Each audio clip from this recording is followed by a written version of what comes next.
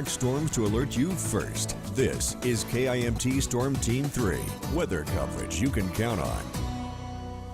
Oh, welcome back and happy Thursday evening, everyone. Live look over Charles City doesn't look too bad, but you'll notice if you look further towards the horizon, still dealing with the fog, unfortunate to say. The same can be said in the Med City, although we can finally see the city in all its glory. So some nice shots throughout the entire area, but again, we're dealing with the fog, not to mention the stubborn stratus clouds. Storm Tracker 3 Doppler radar doing a good job of picking that up here. Also, I'm going to zoom into a few areas just over the last hour. I saw some extremely light precipitation just moving out of the way in Floyd County. The same can be said in Olmsted County. Again, not making much of a splash, but still there, so you might encounter some slick areas on the roadways if you do have plans to travel in some of those spots.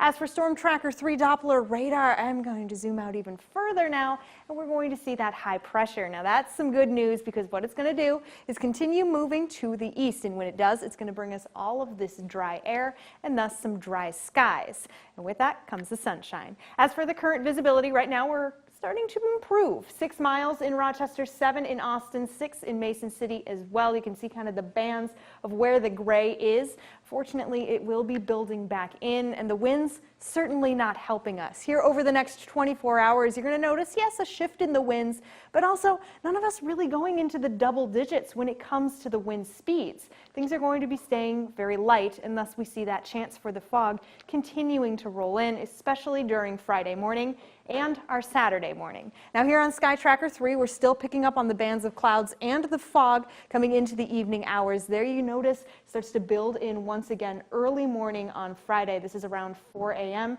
So we see another chance for some freezing fog, especially during the morning hours. Things do start to melt away as we progress through the day and ultimately get nearer the lunch hour. We're all going to be seeing the sunshine. Some fog may be lingering around, but otherwise the clearer skies will stick around as we head on into Friday night. And ultimately by Saturday morning, we see another chance, low chance, for some of the fog to build in, but it's something to keep on your radar. Current temperatures right now haven't fluctuated much over the last couple hours. 28 still in Rochester, Austin as well. A little cooler in Mason City right now at 29, where it was at 30 earlier, 32 in Charles City and Forest City, right at that freezing point. But you got to factor in the winds, although fairly light, as I mentioned prior. We're still seeing some temperatures getting knocked down when it comes to the wind chill into the teens. That's what it feels like on the bare skin. The temperatures will be falling into the teens as well as we continue through the night, ultimately getting there for our overnight lows. We also see that patchy dense fog, but some clearing. And as we enter into the 7-day forecast and thus into Friday, you'll see that here where the weekend is in view. Got some great temperatures on the way, some lovely sunshine as well. That's what I'm really looking forward to. But remember, we do see the chance for more freezing fog coming in tomorrow morning for our morning commute and as we get into Saturday. So that's something to keep in mind. Now, yesterday you mentioned that we were under an air quality alert. What is the status of that now? Okay, so the air quality alert actually expired just a little before 4 today. And just to clarify, an air quality alert means that the area is experiencing higher than normal levels of pollutants in the air, and people who suffer from those respiratory illnesses or maybe categorized in the sensitive groups really need to take into account those alerts. All right, very interesting. Thank you, Sarah.